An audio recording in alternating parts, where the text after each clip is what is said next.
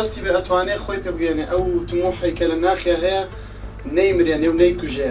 هەوڵی خۆی بدا هەوڵی تەواوی خۆی بدا تاوەکو بتوانێت تەواوی ئامانج و هیواکانی بێنێتە دی تاوەکو میانی ئەوە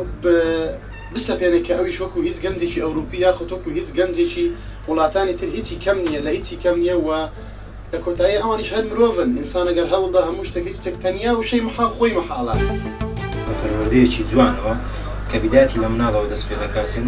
وا بکەیتەوە مناڵەکانت خاوەن پەروەردەیەکی جوان بن دواتر کە گەورە دەبێت ئەو پەروەردەیە ڕەنگدانەوەی داک و بابەکەی دەبێت و هەروەها خاڵی تریش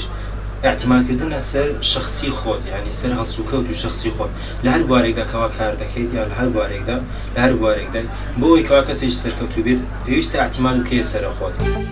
ئێستا کە کوردستان باشترین شوێنە لە بۆ کار چونکە لە هەموو وڵاتان دێنێرە کە وڵاتیش دەڕێن قەیرانە لەسەرەوەی کە قەیرانە بەڵام باوەڕ بکە ئەگەر پژگیری هەبی گەنج ئێستاکە کوردستان ئاوادان دەبێتەوە خۆشتریش دەبی و گەنجیش گلەیی نابی